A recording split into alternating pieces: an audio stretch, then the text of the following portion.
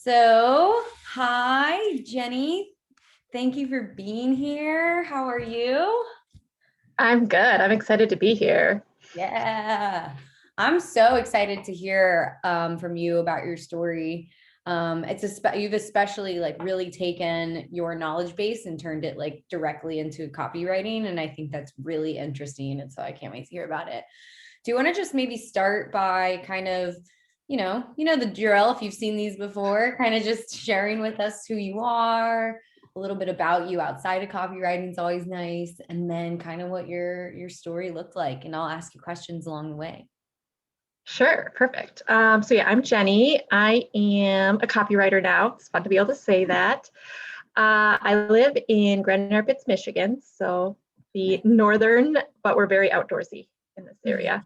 So that's really cool. And I have two kids. One is in first grade and the other is in preschool. So I kind of balance work with being a mom. So that's been exciting. And what else? So I started in Write Your Way to Freedom in July of 2019. So it's crazy to think about. It's almost been 2 years that I've been on this So adventure. wild. Yeah. Uh-huh. And so what did your life look like before, Write Your Way to Freedom? Yeah, so I am an occupational therapist by training. I did that for 9 years. Mhm. Um, Now Real we live in quick for Michigan. We used to live in Indiana. What? Oh, sorry. I was going to say real quick for people who aren't like completely familiar with that career, if you could give us a little Oh, like yes. background, that'd be great. Yeah, so I was in Indiana and I lived in like a rural setting. Mhm. And so my OT practice was all about helping people across the lifespan. So OTs work with anybody doing what you need to do. So for me, like I worked in a hospital, getting people back to doing their everyday normal stuff. So getting out of bed, brushing your teeth, anything like that, but then also all hand injuries. So the hand is a very complex Mhm. system, and so it's kind of a specialty. So I did both hospital and then helping people recover from hand surgeries, hand injuries, any of that. Mhm. So my that career is a lot of intensity. So like I had no schedule flexibility. If my kid got sick, I was like overwhelming guilt because you were letting down these people who Oh legitimately yeah. needed, like Yeah. therapy. If they just had surgery, or like I had to put vacation requests in for 4 to 6 weeks in advance, which is not always ideal. And it's a big grind. Like the medical system is complex. And even so, my niche now is occupational therapist, but within that area, you hear a lot of people who are just like me, who are getting burned out and wanted to do Mhm. things differently, and are just looking for a way to use their clinical experience to serve other people. Yeah. Yeah. Awesome. So what does it look like to be a copywriter in this niche then? It's a little crazy. So it's sort of this like revolution. I think I'm very much at the beginning of it, which is Mhm. exciting. As people, even slightly before COVID, with all the insurance changes, like people Right. are looking for different things to do. And so occupational therapy is such this holistic profession, Mhm. and they can do so much. And so then they're thinking, okay, maybe I don't want to work in a hospital, and thinking of their whole new ways. And so they're new business owners like me and trying to figure out everything. So they Right. have this huge clinical expertise, but no business knowledge. And it's like starting from the ground up. So, of course, they don't know anything about copywriting. They'd never heard of Right. it before. Oh my So, gosh. Yeah. This is such a huge trend in healthcare in general, across all areas where people are just trying to get out of needing to rely on hospitals and insurance companies for like bringing in clients or building their practice. And we don't even like, and it's easier now. And I just see like this, everything you just explained is like why the need for copywriters is just only going to continue to grow, because people are looking for ways to gain autonomy and independence in their businesses. And yeah, that's, I can see how you would be. You mentioned most of your clients are people who are kind of starting out and don't really have any marketing knowledge, so I would guess a lot of those initial phone calls you really have to explain the value of copywriting, right?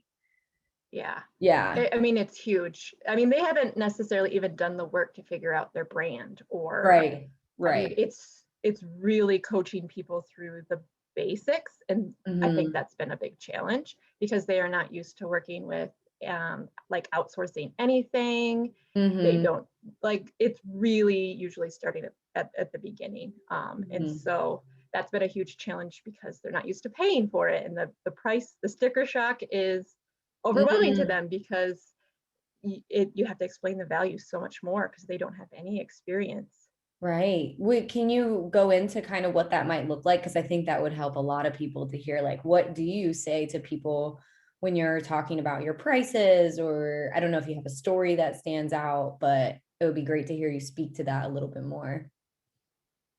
I think I've just had to be really patient. So, I said I've been doing this since 2019, and like playing the long game has been so essential. Mhm. Because I know that they're not going to be looking necessarily to start a retainer right away, or that the Mhm. first website they write, or even if they write it with me, is not going to be 100% amazing because they don't even know what they're doing yet. Mhm. And so to really play the long game. So I do more on social media than probably I would like to. Mhm. Education and just what is copywriting, or um, Right. OT Right. summits where you explain what is copywriting, and getting referrals, 6 months to a year down the line because they tuck it in their minds like, Mhm. okay, that's something I need to work towards, but they're not Right. always Right. ready. Actually, so this is perfect. I'd love to hear about your speaking at a summit coming up, right? Yeah. Yeah. Yes. So, So the really crazy thing is when you're the first person in your industry, like, you talk about niche and there's nobody necessarily in front of you. So I launched my business actually in January 2020 because I was mhm. moving, and like I spent a long time getting foundational stuff. And I got one of my very first client calls. I think it was my second one. Mhm. Awful, like bombed this whole thing. It was for this pediatric clinic owner, but she was the organizing this OT entrepreneur summit. And so she Uh-huh. decided she didn't need services. And I thought, I've like totally messed up everything. And then Right. she's like, well, we're looking for one more speaker for our summit, and we don't have anybody who talks about websites or SEO. You should apply. It closes tomorrow. So Oh like I my got off that God. call and I literally thought of the slight edge and all of the stuff you do to like encourage us, like, even if you're not ready, like take those opportunities. Normally I Yeah, would have do it. held myself back. So I Yeah. filled out that application and I used like my copywriting techniques, and I was just super honest. It's like, how much speaking experience do you have? And I'm like, none. Yeah. Like very little, but I did OT, like presentations in school. Right. And like I got invited 2 months into launching my business. And it was, established business owners in the OT field who, were like Yes. actually making money. And I'm like, I make about, Yeah. $500 a month. And I was by far the newest one, but nobody else was Yeah. there. So I did the summit last year with complete imposter syndrome because Yeah. I'm talking about writing websites and I'd written like one, Yeah. but I just did it and it changed everything because I'd still get referrals from it. People would listen, like they'd call me or email me and say, I listened to yours 3 times because I'd never heard any of things before. Whoa, that's It was like amazing. mind blowing. Oh, so are you But stoked? Are you feeling there's very different going into this next one? Yes, so I was one of the few people who was asked to do it the second year. They wanted all new speakers, but mine was like in the top two, from the year before. So I got asked, Really? yes, to do Whoa. it again. And it airs this week. So it's been really exciting to do it again because my knowledge is so much more um, this time around. And it's much calmer this time. Like I was just racked by anxiety the first time Yeah. around. Yeah. And it's much better this time so far. What a kind of beautiful way though, since it was like a year apart, to see how like you can probably just like compare the two summits side by side and know how different you feel and how you're in just a completely different place and Yes. feeling so much more confident. I am so impressed, Jenny. I can't even tell you. I don't know that I would have had the courage to do that 2 months I look in. back and I think I was crazy, No, but I I did it. love it. I love it because you probably knew more than did you find that you knew more than you probably thought you did when you started talking about it, or Yes. So the presentation was really hard. It was like right like as COVID had started. So that was uh, like in the mix, and my kids were right? home and we had tech issues. So like recording it was really hard. But then like when it airs, they have like a Facebook group and people were asking me questions and I was surprised.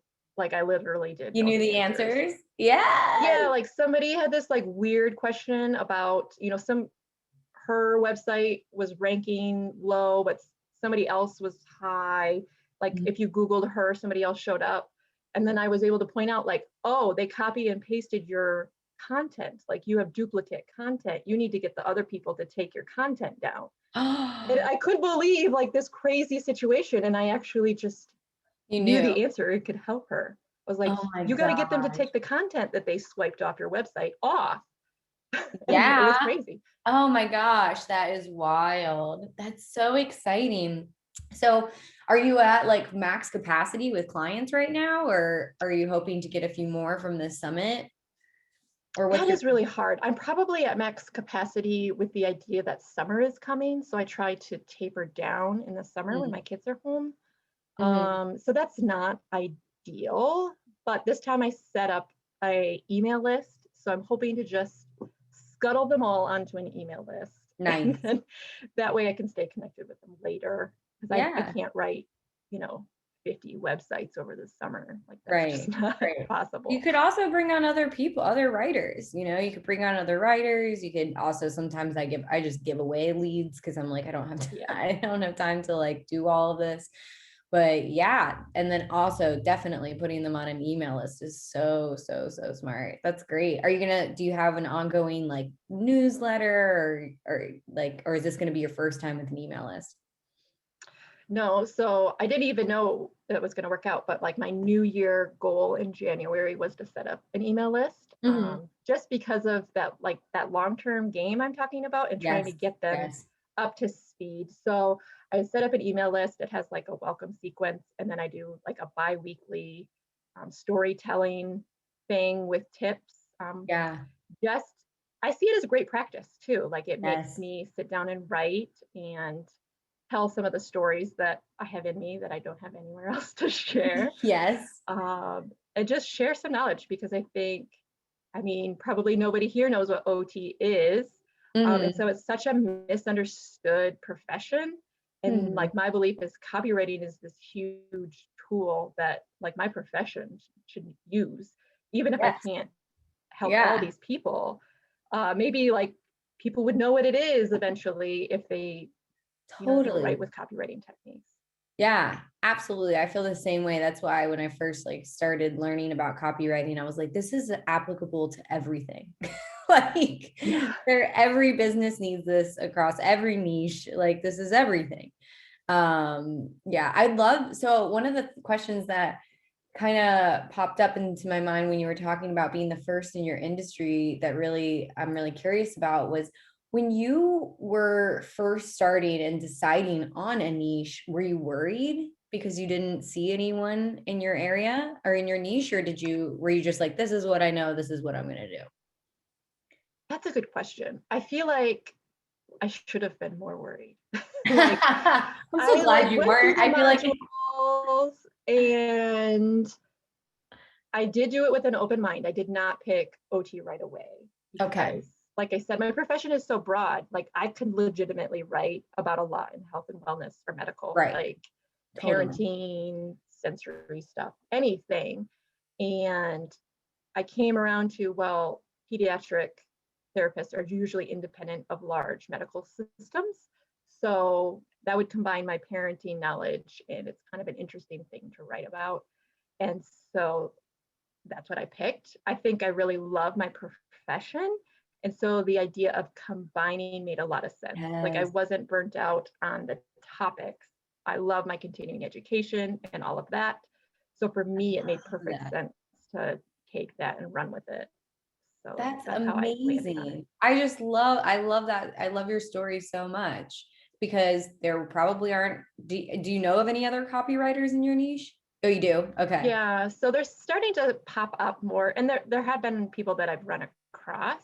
Hmm. So there's another person who does a really good job with email and launch Okay. copywriting for OTs, and so we've kind of like connected and been buddies.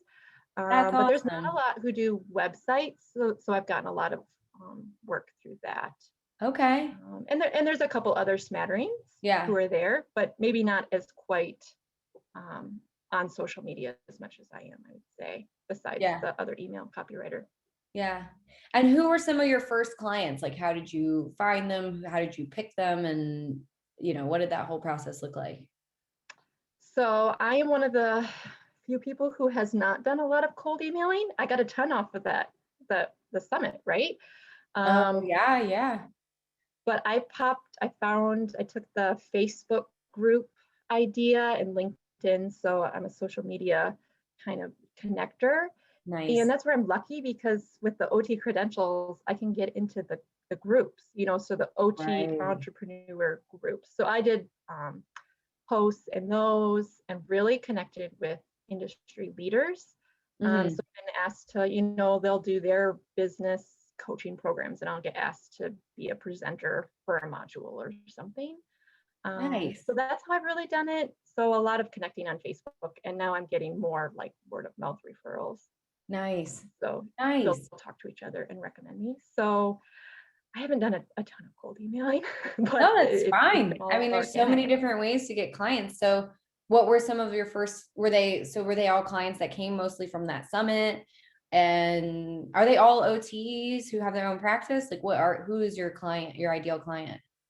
So they're mostly OTs who have their own practices or different businesses. So I tend to get the Okay. outside the box thinkers. So OTs who are creating courses, OTs who are Mm, doing nature-based therapy. So they're private pay and they do therapy in the outdoors. That's like a whole sub niche I have going on. Like I've gotten 8 of these clients who are all nature-based practice people who oh, see kids interesting. outdoors. Yeah, so it's like this Interesting. whole sub niche Yeah. um, of outdoorsy Wow. people. What else? So my first clients came through Facebook groups, and then like motherhood one that I had for a year. What other unique ways? So one of my first connector things was to offer free SEO audits in a Facebook Nice. group that was Mhm. new entrepreneurs. So that's how I got some testimonials and just honed my practice. Mhm. Because I don't just write copy, I do consults as well, Oh, and have nice. been as like a lower price point, like go through a website and offer them Yeah. suggestions.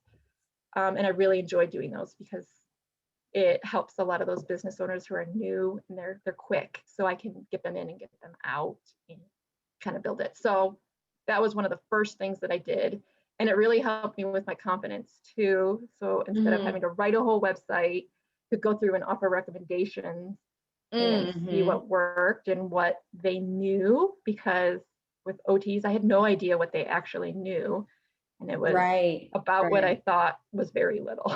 Yes. Very, very little. I don't know if you've heard me tell this story before, but I had a client, we were making a product and we were about to go down this whole path. We had it all outlined. We were writing things and creating stuff and recording things. And then we just all of a sudden I was like, wait a second. We need to like survey the practitioners on your list and see what they really want. And when we did, it was like not what we expected. They wanted marketing and business advice and like Yeah. no healthcare advice. And we were like, we need to completely shift directions. And that was really eye-opening for me because I already knew from working with so many doctors that they weren't like the most knowledgeable about marketing. I mean, they've spent their whole life studying other things. And so it was really eye-opening to me that there's just so much space for business consulting, marketing consulting, marketing strategy in this world. So I feel like you're like tapping into that for sure. And I don't know, maybe you'll be like a consultant one day, just doing I that. know. Yeah. I'm Helping hoping so. OT set up practices. Oh, for sure. It seems like a really like logical next step. So I'm gonna pop over to these questions. We got one of them Perfect. was, how have your services and clients evolved over the past year or over the past 2 years? Okay, so probably like the size of my projects has grown. So instead of writing one page for somebody, like pitching a whole website and helping them figure out all the pages. Mhm. I've done a lot, which I didn't start out with, but lately it's been a lot of, I'll call them pivot letters or magic emails. So like if you are going to raise your prices on your practice, or if you're going to go from pay per session to you have to pay like upfront for a whole big package of services, I write these emails that help people pivot or their Ooh, letters. interesting. Okay. Yeah, so like that's something that I've added and seen more of. The consulting, like growing a consulting package from just a quick SEO audit to making it a more comprehensive service that is worth more and delivers more value. Mhm. Those have probably been the biggest shifts That's as super far as the interesting. So services. like using your copywriting skills to kind of help them with their business structure and strategy. Is that what you mean by those letters? Yeah. So Yeah. like they're announcing this huge shift and they don't want to lose all their patients because they're going to a more revenue friendly model. And so you got to Right. convince all the families like, don't leave this outdoor practice. You need to sign up for this new package of services. Here's all the reasons it's better for you. And Right. really dig into the benefits for the family because the OT business owner is like, I can't tell them I just want to make more money. And they're like, well, Right. you're an OT. You have really good reasons behind it. Like you Right. want to provide better services. So let's write a letter that focuses on that. And like I did one of those and we had 100% of her family switch. So that was like a Yes, that's big amazing. win.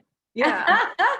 That's so good. Do you have that like as a portfolio piece or like, I don't know, that seems like a Well, huge she did a win. podcast where she talked about this and gave me this huge shout out. So that's why I get so Oh many my of these letters now. gosh. And I'm trying to write her up as a case study because what she did Yes, a was really case study. cool. That's even better. Wow, that I love that. I have not heard that before from anyone in the group actually. That's a really like interesting way to apply copywriting because I think sometimes people don't realize this like sometimes increasing the like how you price your services, for example with your OT people, it allows you to like hire better support and and provide a better higher quality offering. And so yeah, I'm Yeah. sure that's like that's much needed in that world. That's super interesting. Yeah.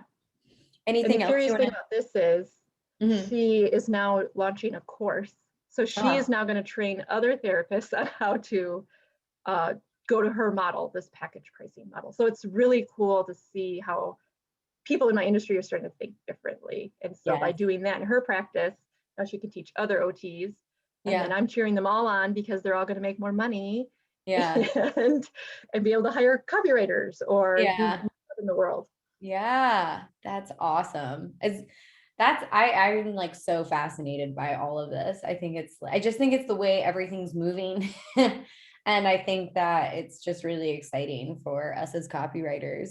So have your clients shifted over the past year, or have they mostly still been have you moved away? This is really what I'm curious about. Have you moved away from the people who are like just starting out and don't know what is what? Are you still working with So them? that's one of my big challenges, which is we're going to dive into in our upcoming call, is Okay. how On our to, coaching call.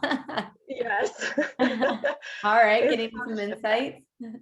Yes. So I've not been great at getting retainer clients. So I get Okay. return clients, but a lot of them still are those newbies. So to Mm, switch that, and okay.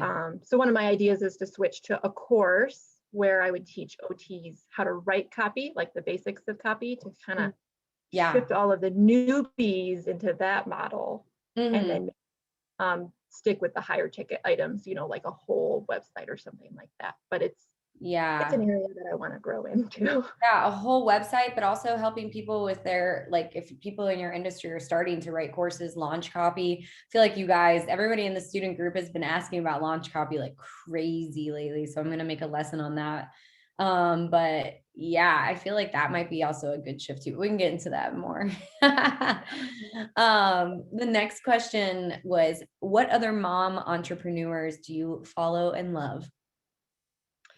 That's interesting. So I feel like when I have time to consume content, I definitely go with just the straight up entrepreneur content, Uh-huh. because it was so lacking in my own background.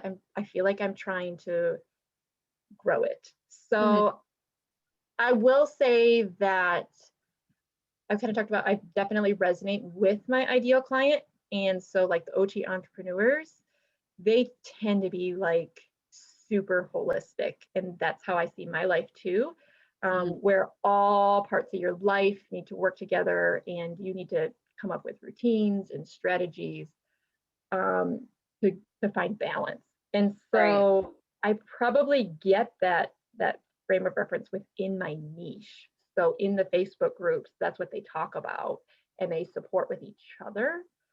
So that's probably how I get that kind of balance. Right. So basically, you mean like it's not necessarily like you seek out just a mom specific entrepreneur. You're kind of in Yeah. the just Yeah. general entrepreneur. I mean, I feel like I'm similar in that way because sometimes people that resonate with me or I really like what they're saying because it's like unique is as especially because they're not just like me. You know what I mean? So they're not like, I mean, I'm not a mom yet, but they're not like the same like age as me or something like that. I find that I get better ideas when it's like, I don't know, a variety of people from all kinds of walks of life. Totally. Um, well, so how do you power down for the day? This is the next question. Or do you find additional pockets of time even when your daughter is home with you? Tell me all the things about setting and Yes. keeping those boundaries. I think this is coming from when we posted it in the Facebook group announcing it, just how you have two young kids and everyone is always wondering how to manage that Yes. and getting new This is insights from such a that. great question. Yeah. So that's been a huge challenge. So specifically for the power down at the end of the day, that's been something that I've grown into, like, as I've gotten better. So when I first started, I was still working, my clinic job and moving and doing all these things. And so my copywriting really was, 30 minutes here, 30 minutes there, client work here, there, everywhere, evenings, weekends. And it was really my big goal to get away from that, just for Mhm. my own sanity.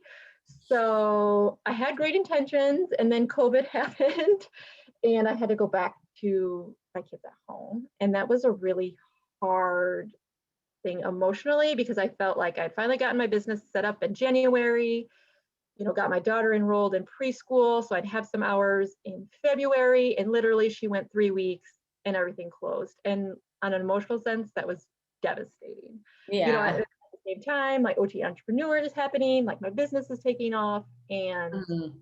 I can't, I have to take care of my kids. Mhm. Um, and so there was a lot of patchwork over the summer. I worked in the morning before, and I cannot tell you how relieved I was this past fall when both kids are in school. So my daughter does preschool 3 days a week, and having those hours was huge. And that's when I really could switch my life to what I wanted originally was I'll work while they're at school and I'll have Mhm. that flexibility. And it's not worked out because they've had multiple closures, and every time I'm somewhat devastated. Like my daughter was just home for 2 weeks because somebody in her class had COVID, and I'm super busy right now, and it put everything, a little bit. Right. Gosh. Um, so I mean, it is an ongoing thing, and I've just had to over and over remind myself, be patient. Like Mhm. it's a double-edged sword. Like, I did this to have more freedom and to not have it be this awful thing when they have to stay home. And I'm super grateful that I'm not an OT in the hospital this year, and she'd be home for 2 weeks and I don't know what I would do. But at the same time, it does slow me down in business. Yeah. I've made that decision, like, that is part of my why. And so when it Yes. influences my business, I have to go back to, well, this is the freedom that I got. Even when I go slower, I'm still making progress, even if it's the slow. Totally. Totally. Because you're even like building your skill set and laying a foundation for like when they do go back to school, it's just gonna like, you're gonna have so much more time to expand your business and do whatever it is you want to do.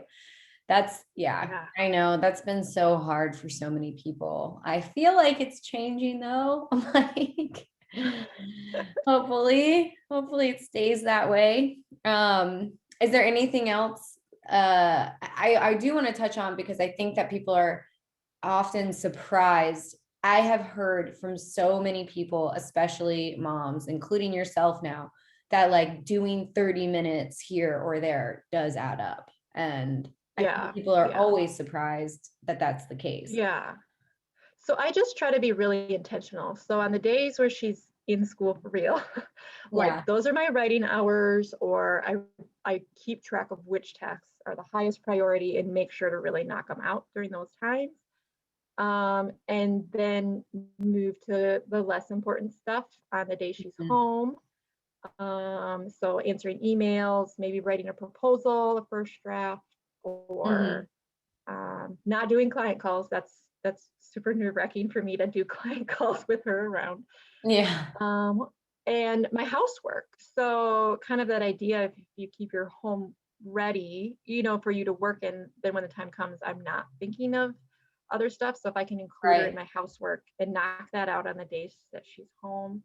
And then I do have to remind myself to turn my phone off, because I super love what I'm doing, and I'll get excited about like a new inquiry, or Uh-huh.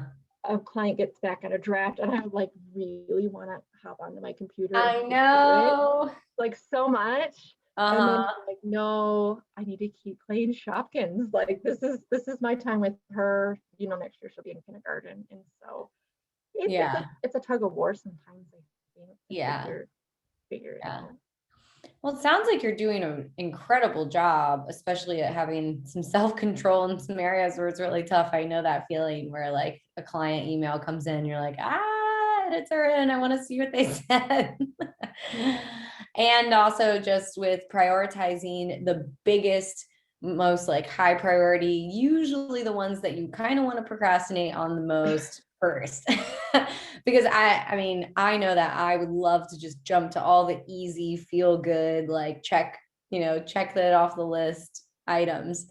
So for me, it's a daily like struggle to be like, no, I'm gonna focus on the most important thing first and get that Totally. done. Yeah. So what would you say is one habit that has served you the most this past year? Oh my goodness, that one's really hard. I feel like I've really like tried to develop a lot of I was habits.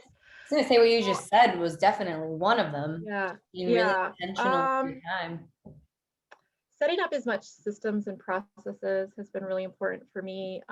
Keeping track of to-dos, um, and automating whatever I can. So those are like time saving. Those are anti-habits because they just happen automatically. Mhm. And then I work with like Katie Boyce, like we edit for each other, and she really got me onto the journaling gratitudes. And that has helped a ton. So just to write down those silly 30-minute things, even, on the day that Nora's home, I'm like, today I answered an email, and like Yeah. to recognize, like, that's harder than it sounds, and to make yourself write it down Yeah. is really powerful. So to write down the big wins and small, and so in a journal, I try to do that every day. I've been trying to read, so one book a month. Nice. um, and going for walks. I feel like the more I can get out and be in nature, or walk or get away, that really helps too. So those be some big Totally. habits. You're But I think naming all my favorite habits. so OTs are big into habits. So I have a lot of habits because the more you can set up good habits in your life, Mhm. it's easier. It's easier to stick to a habit than to do something new. So yeah, I'm really big into habits. That is so true. It's like you're making your just your actions, like your subconscious actions, like work for you. Because once it's a habit, it's something you kind of do without it being so much of a struggle or experiencing too much resistance. So yeah. Mhm. Well, Labeling emails, huh? taming the email inbox, labeling Yeah. emails. So that's when you're like a kid, you have kids around, you like get your email and you quick read it, and then you have to respond, like label them all like to do, to do, to do. I think Yeah. that's a really good Do you, habit. yeah, labeling them. I use different colored stars. You know, the little stars on the side. Different colors mean different things. Yeah, no, that's huge. Is there anything else you want to kind of share with us as far as like your story that maybe we didn't hit on, or just something that you've like really learned throughout this process? That's a good A little question. open-ended question. I think that just, I think the slow process, especially when you have other things on your plate, to be patient. It's just been like the moral of my story. Like Playing the I long waited 6 game. months to even, open my business, and then a year to get to the point where I finally reached the monthly income goal that I had wanted. And I just kept putting it in my morning routine. I think at Yeah. one point I made it a little less because I was like, I think I need a baby step. But then came back to it when it was like, Yeah. okay, I'm getting closer. I can go back to the original goal. Yeah. Uh, but to That's be awesome. patient, and if it's your long range goal to do it, like, okay, what do I need to do at a foundational level? Like, okay, I need to spend 30 days handwriting copy because I'm not Yeah. going to learn it any other way. Or Yep. I got to read the slight edge. Like, that's my assignment for the month. And Yeah. it really Yeah. does And get just doing it in faster. little, yeah, and doing it in little pieces. Like a big one for me was always like, because I would sometimes like block out 2 hours to do something, and then I would like kind of not get around to doing it because I would be like, oh man, 2 hours is a long time. But if I just put 30 minutes on the calendar, getting through whatever the next thing is, I'm so much more likely to do it. And I'm so much more likely to get through it in multiple 30-minute segments rather than trying to like spend a half a day doing something. So what would you share with yourself when you were first starting out? Maybe some words of encouragement. Oh man, You could that's go so back in good. time.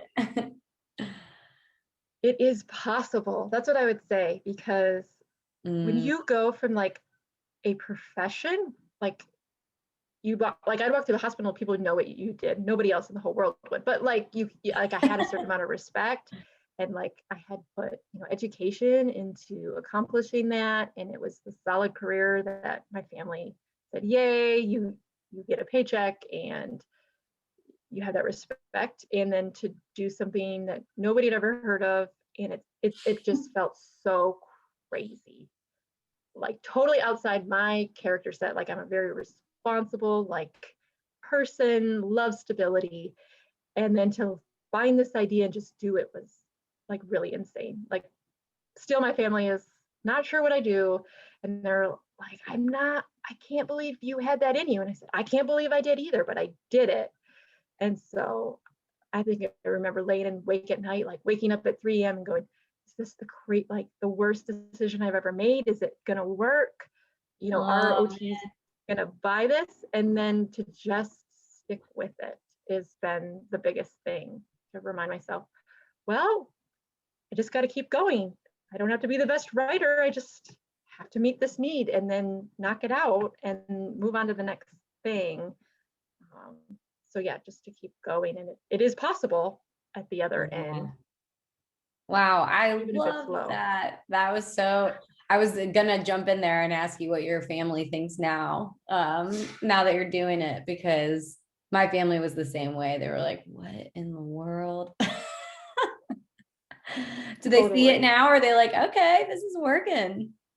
Or are they still I'm confused? not sure. I think they're still a little bit like, Okay. is this for real? I'm like, no, like I make money doing it. You would Yeah. believe. Every now and then, though, I don't know if this has happened to you, you'll meet somebody who like is in the marketing world and they're like, oh yeah, a copywriter. And you're like, oh, thank God, someone I don't have to explain what I do to. Somebody gets It's it. very rare. And you Yeah, try combining like occupational therapy, which nobody knows what it is. right. And then you say I'm an occupational, like a copywriter for occupational therapists. So like And what? then even the OTs don't know what you do. And Yeah. You even got rid of the like hospital like respect. yeah, Like so what? like literally the OTs are like, what's copywriting? Will you create my website? I'm like, no, I'm actually really bad at tech and cried when I made my own. Yeah. So just the Same. words. Same. Oh man. Yeah, I relate to that whole last sentiment about the journey into copywriting when everybody else thought you were crazy. I get it. Oh, we don't think you're crazy though. That's for Yay. sure. We're a whole group of people that get it. So Yeah, that's the nice thing about the group. You can always come back and get yeah. encouragement. It's good stuff. And I feel like have you buddied up with people in the group and have some accountability partners, right? Yeah. I knew that. So me and Katie, we've been working together like about a year, which has been amazing. Like if you can Nice. find, and it's just a matter of like what I did was I really thought through the intention of what I wanted. Like I visualized the kind of person I wanted and Yes. then wrote a Facebook post that was like, I can offer, like 24-hour turnaround, open feedback, and like visualize what that would be like. And then Katie answered, and I couldn't have imagined anything better. So That is awesome. That's so, yeah. and wow. Have you guys met in person before? No, we've done Zoom chats, and we stay Like, pretty because we do a lot of editing, so we like stay in a lot of like email communication, yeah, yeah. Oh so things man, like that. mastermind one day. We're gonna have a I mastermind when the know. world opens and all you guys can meet each other and it's gonna be amazing. We can all hang Yeah, out. the energy will be crazy. I don't know if we'll get anything done. We'll just be like, ah, you're the Right. person I've been talking to for a year. Well, thank you so much, Jenny, for sharing your story with us and being here and just being an awesome energy in the group. We really appreciate it. So, Hey, it's my pleasure. I want to see more people take the the world with authentic copy. yes, seriously, seriously, we need more of that. Thank Yay. you guys for being here. And yeah, let's talk to you soon. Bye, Jenny. Sounds good.